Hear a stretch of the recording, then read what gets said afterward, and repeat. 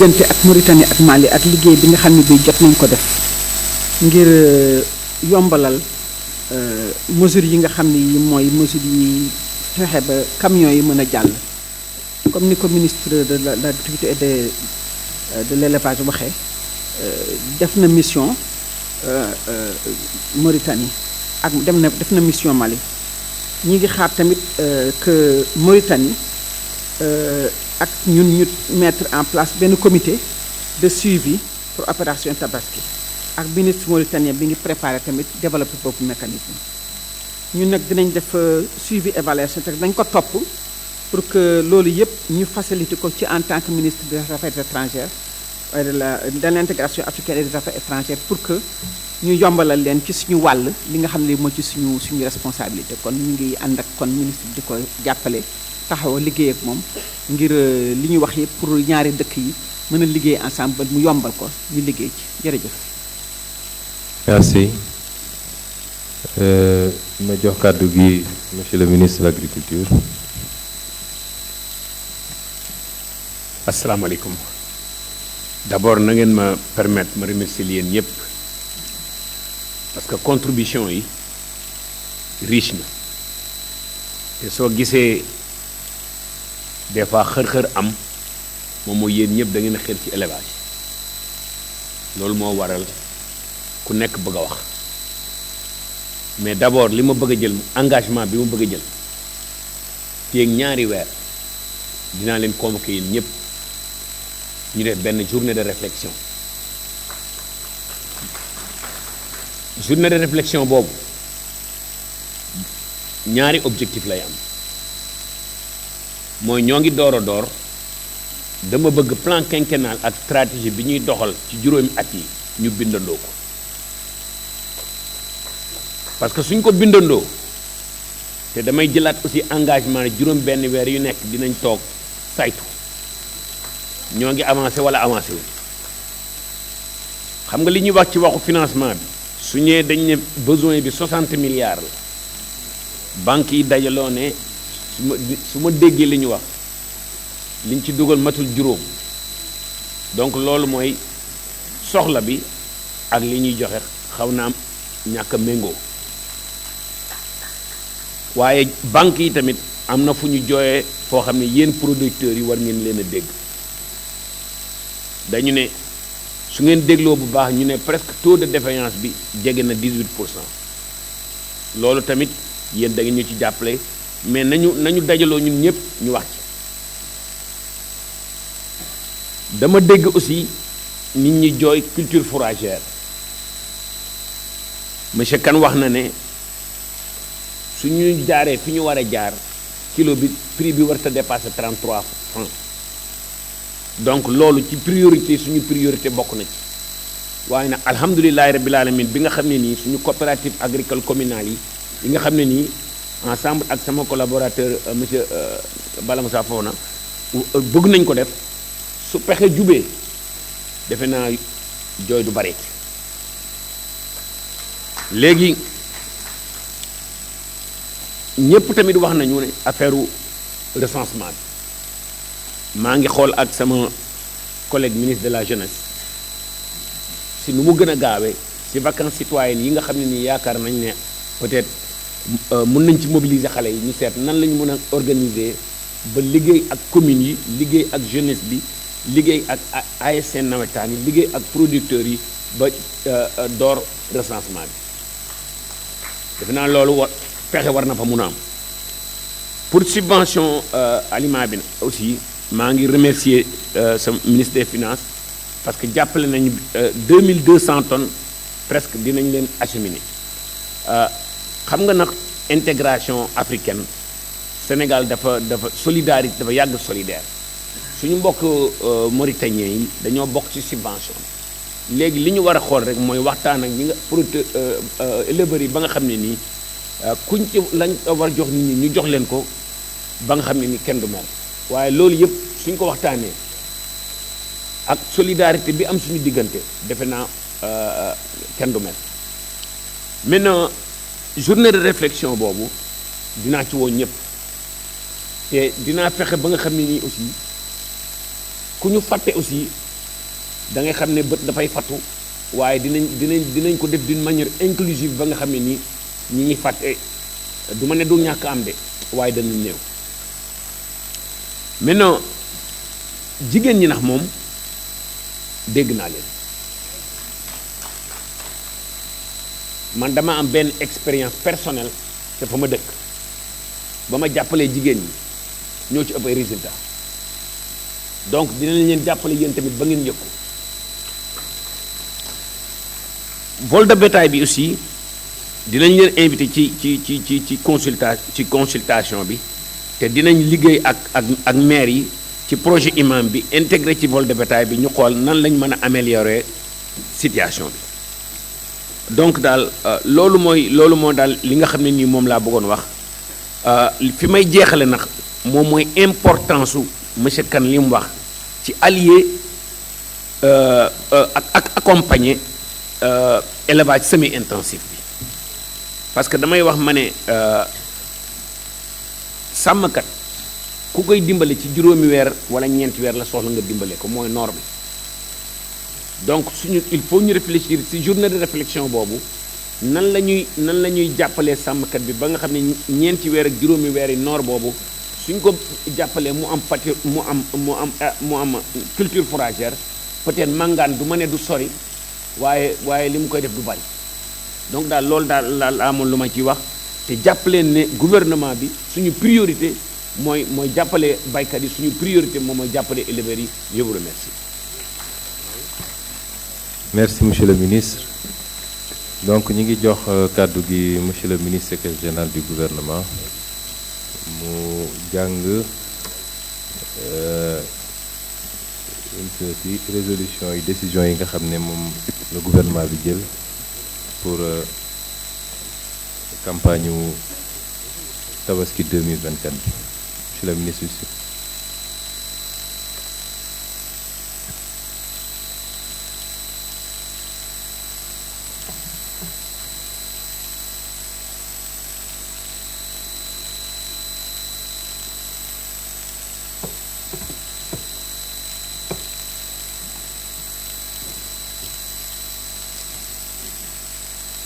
Décision de Monsieur le Premier ministre issue du Conseil interministériel sur la préparation de la Tabaski 2024, tenue ce mardi 14 mai 2024. Au titre de la sécurité et de la facilitation, Monsieur le Premier ministre engage le ministre des Forces armées et le ministre de l'Intérieur et de la Sécurité publique à veiller à l'application par leurs services concernés des mesures prises à travers la circulaire du 15 avril 2024 relative à l'assouplissement du contrôle des camions et véhicules transportant des moutons à destination du Sénégal sans préjudice des règles de sécurité routière. A donné les instructions au gouverneur pour la mise en œuvre des plans d'action régionaux définis lors des réunions des comités régionaux de développement CRD, en mettant un accent particulier sur l'identification, l'aménagement et la sécurisation des points de vente avec les commodités requises. En relation avec le ministre de la Justice, garde des Sceaux, a veillé à la stricte application des peines prévues pour le vol de bétail et a examiné la pertinence d'édicter un décret pour préciser les contours et modalités d'application de la loi. Monsieur le Premier ministre invite le ministre de l'Agriculture, de la Souveraineté alimentaire et de l'Élevage, en relation avec le ministre de l'Intégration africaine et des Affaires étrangères, à échanger avec les autorités mauritaniennes et maliennes pour faciliter l'importation de moutons, ainsi qu'avec les autorités gambiennes pour le transit du bétail vers les régions sud du pays. Monsieur le Premier ministre invite le ministre des Finances et du Budget, en relation avec le ministre de l'Intérieur et de la Sécurité publique et le ministre de l'Urbanisme, des collectivités territoriales et de l'aménagement des territoires, à veiller à l'application stricte des mesures d'exonération des droits et taxes sur les moutons de Tabaski à l'entrée du Sénégal, le long des axes routiers, au niveau des zones d'attente et des points de vente. Monsieur le Premier ministre engage le ministre des Infrastructures, des Transports terrestres et aériens, en relation avec le ministre de l'Industrie et du Commerce et le ministre de l'Agriculture, de la Souveraineté alimentaire et de l'Élevage à veiller au respect de la tarification consensuelle pour le convoyage des animaux issus des concertations entre les transporteurs et les opérateurs de moutons de Tabaski afin d'éviter la surenchère souvent observée dans ce domaine à l'approche de la fête. Monsieur le Premier ministre invite le ministre de l'Industrie et du Commerce à entreprendre les démarches nécessaires auprès des provendiers pour faciliter aux opérateurs l'accès aux aliments usinés par l'installation de stocks rapprochés au niveau des points de vente autorisés et des points de regroupement du bétail à l'intérieur du pays avant leur convoyage aux points de vente.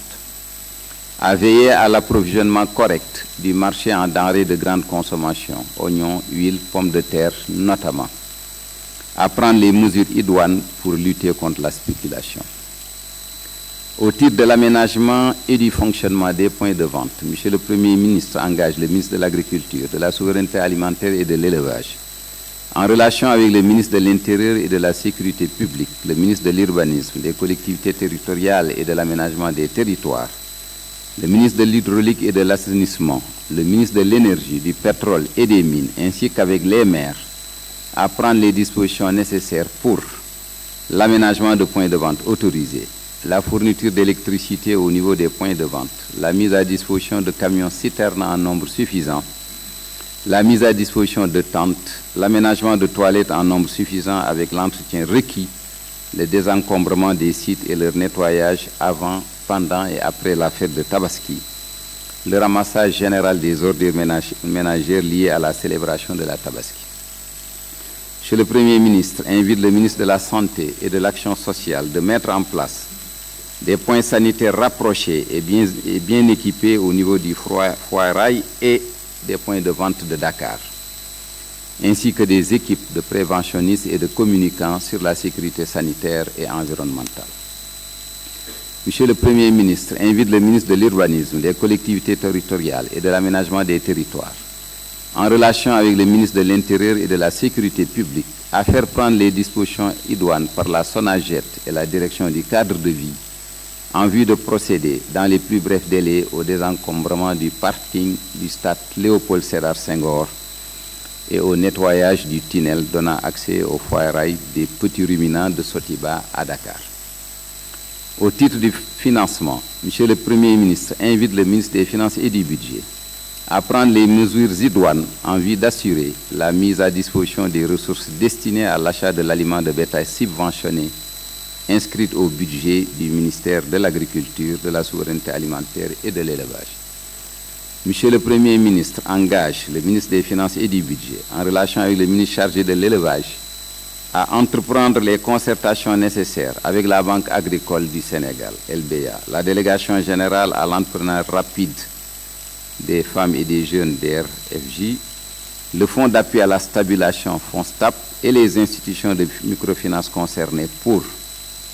premièrement, diligenter l'instruction des dossiers de crédit déposés par les opérateurs pour les besoins de l'opération Tabaski 2024, analyser la problématique des créances impayées des acteurs de l'élevage au niveau des institutions financières, ainsi que des retards de décaissement des fonds de refinancement étatiques à leur profit. Troisièmement, assurer la disponibilité de mécanismes de financement d'opérations Tabaski sur des durées supérieures à 1 an. Enfin, au titre des perspectives et du suivi, le Premier ministre engage le ministre de l'Agriculture, de la Souveraineté alimentaire et de l'Élevage à mener les concertations nécessaires avec les parties intéressées en vue du relèvement substantiel de l'offre de moutons pour la Tabaski 2025. Monsieur le Premier ministre instruit le ministre de l'Agriculture, de la Souveraineté alimentaire et de l'Élevage à finaliser dans les plus brefs délais les textes d'application de la loi numéro 2023-19 du 18 décembre 2023 portant code pastoral. Dans ce cadre, accorder une attention particulière à la répression du vol de bétail. Monsieur le Premier ministre engage le ministre de l'Agriculture, de la Souveraineté alimentaire et de l'Élevage, en relation avec le ministre de l'Économie, du Plan et de la Coopération, à réactualiser le recensement du cheptel pastoral. le ministre secrétaire général du gouvernement, en relation avec le ministre de l'Agriculture et de la Souveraineté alimentaire et l'élevage et les autres ministres concernés, sont chargés d'assurer le suivi de la mise en œuvre des diligences ci-dessus retenues et de faire un compte-rendu régulier au Premier ministre. Ñu tënk ko ci wolof. Conseil interministériel bi daje woon tey ci mbiru nu ñuy waajalee Tabaski gi. Dogal yi la ci Premier ministre joxe. Naa ñu ngi wax élimaanu ministre yi. Li jëm ci kaaraange gi ak yombal yëf yi. Premier ministre jox na dogal ministre bi jiite soldaar yi ak ministre bi yore kaaraange biir réew mi ñu wax seeni service lépp lu jëm ci circulaire bi mu joxe woon pour ñu yombal woyefal contrôle gi ñuy def ci yoon yi muy camion yi ak oto yi yàpp xar yi ñu yombal ko waaye nag yombal googu warul yàqal dara ci lépp lu jëm ci sécurité ci yoon wi mu wax leen tam muy ki yore kaaraange biir réew mi mu jox dogal gouverneur région yi pour que lépp liñ dogaloon ci CRD yi mu jëm ci tabaski gi mooy fi ni denc ak xar yeeg yooyu ñu fexe ba loolu mat ba pare la fa war a nekk lépp ci lu ñuy soxla mu nekk fa mu ne tam ministre bi yore kaaraange biir réew mi mu lënkaloo ak ministre mi yore yoon ñu fexe ba képp koo xam ne jàpp nañ la nga càcc jur daan yan la war a teg ñu daan la ko premier ministre jox na dogal ministre bi yore mbay mi ak càmm gi mu ànd ak ministre bi yore mbiru jëflanteeg bitim réew ak Afrique ak bitim réew ñu waxtaan ak waa Mali ak waa Mauritanie seen njiit yi pour ñu fexe xar yan fa daan jëlee di ko indi ci réew mi ak waa Gambie itam jur gi aw biir Gambie pour dem boori sud bi ci boori Casamance ak yooyu ñu fexe ba yombalal loolu premier ministre jox na dogal ministre des finances et du budget mu ànd ceeg ministre bi yore kaaraangey biir réew mi ak ministre bi nga xam ne moo yore lépp lu jëm ci urbanisme ak collectivité territoriale yi ak lépp lu jëm ci biir gox-goxaan yi ñu fexe ba li ñu tegg ci taxi yi ci juuti yi mu jëm ci xar yi dugg Sénégal mu jëm ci xar yi aw ci yoon yi mu jëm tam ci fi ñuy teeral ak fan leen di jaayee ñu fexe ba loolu ñu ci teggi muy ne kenn waru cee jël taxe ñu fexe ba loolu nekk lu am premier ministre jox na ndogal ministre des infrastructures transport terrestre aérien mu ànd ceeg ministre industrie ak commerce ak ministre mi yor mbay gi ak càmm gi ñu fexe ba transporteurs yi ak ñi ko séq ñëpp liñ juboo ci nu ñuy transporter ak ñaata la ñu fexe ba loolu lépp ñu respecté ko pour bañ nekk njëg yoo xam ne da nga koy yëkkati jox na ndogal tam ministre industrie ak commerce mu waxtaan ak ñi nga xam ne ñooy jaay nu mu tudd li jur gi di lekk ñu fexe ba yombal ko nit ñi fexe ba mu yóbbu ay stock yu doy ci fi ñuy jaayee fexe tam jur gi nga xam ne ñi ngi ci àll bi di ñëw wut si dëkk yi ñu fexe tam ñoom yi tamit ñu am aliment de bétail bu doy premier ministre tam wax na ko ne lépp lu jëm ci moom ministre industrie ak commerce li nga xam ne ànd na ak tabaski diggante soble dëwlin pomme de terre ñu fexe ba loolu tam mu bañ a manqué mu jël tam matukaay yi war a jël pour que spéculation bi mooy njëg yi ni yëkkati te teguñu ko fenn loolu tam mu dakk lu jëm ci point de vente yi nan lañ koy defaree ak fexe ba mu mën a fonctionner bu baax premier ministre jox na ndigal ministre bi yore càmm gi ak agriculture mu ànd ko ki yore kaaraange biir réew mi ministre urbanisme, ministre hydraulique ak assainissement, ministre énergie ñu ànd teg cam ak maire yi fexe ba lii may waaj a lim mu ne fexe ba point de vente yi nga xam ne dañ ko autorisé ñu defar ko ba mu baax fexe ba courant bañ a manqué ci point de vente yi fexe ba camion citerne yu doy yu yor ndox nekk fa fexe tam ba jox leen ay tente yu doy fexe tam def fa ay douche ba pare tam ñu koy toppatoo fexe ba bërëb yooyu ñu fexe lépp loo xam ne ne daf koy gàllankoor ñu dindi ko fa ak lépp luy nettoyer ko avant durant ak bu yëf yi weesoo ñu fexe tam mbalit mi ñu koy ramasser ni mu waree bu Tabaski jàllee premier ministre digal na tam ministre santé ak action sociale mu fexe ba ci watu point de vente yi ñu def ay point sanitaire mooy foo xam ne ne képp ku soxla médecin wala infirmier da nga ko fa mën a fekk mu fexe tam ba yónnee ay nit ñoo xam ne ne danañ mën a wax ak ña fa ne di lépp lu jëm ci seen wér-gi-yaram ak wér-gi-yaramu ña fay ñëw premier ministre am jox na dogal ministre urbanisme collectivité territoriale aménagement territoire mu lënkaloo koog ministre bi yore kaaraange biir réew mi ñu fexe ba entreprise bi yi nga xam ne ñooy ramasser mbalit mi muy Sonaged ak direction bi yore cadre de vie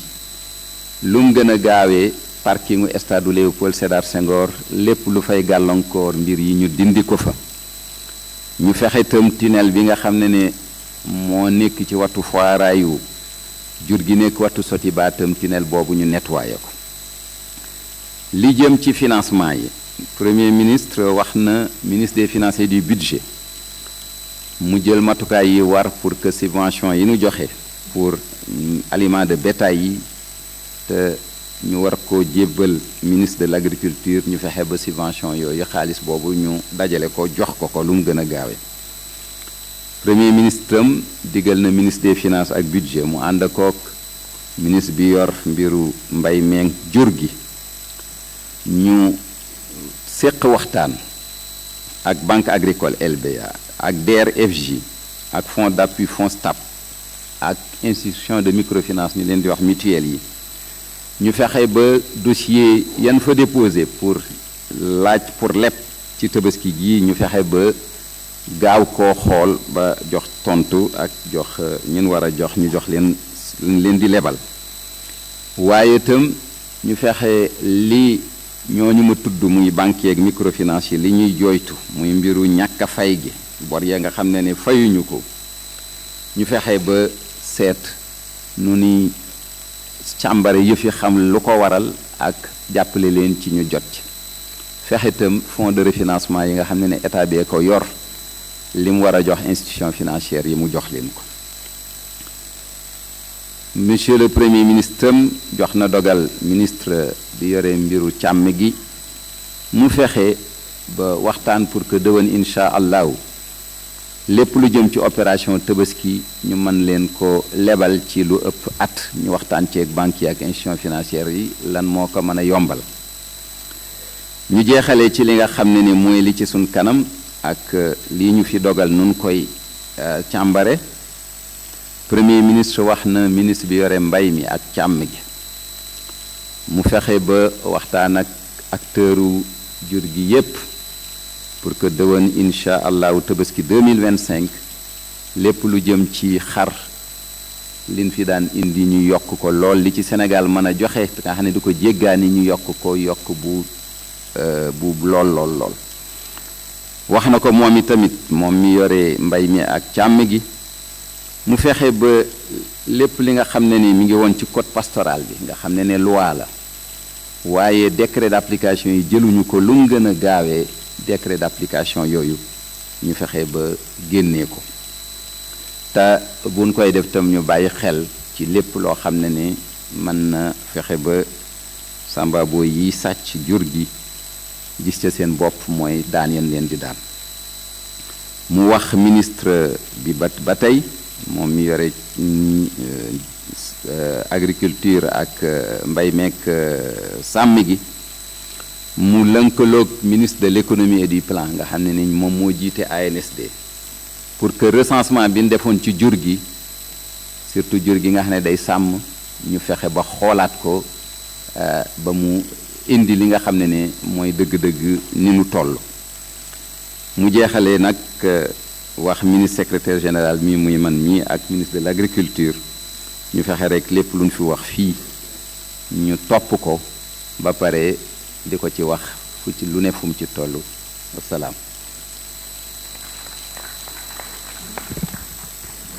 Merci, Monsieur le ministre secrétaire général du gouvernement. Avant d'entamer les propos de clôture, je voudrais ajouter juste 2 points à votre synthèse. Il a été soulevé ici la question des exonérations accordées au détriment des municipalités. Je crois que c'est une question qui fera l'objet d'un examen ultérieurement. Le ministre des Finances s'est tranquillement aplati, a évité de prendre la parole pour répondre. Mais c'est une question qui sera examinée. De manière générale, j'ai toujours été contre les mesures unilatérales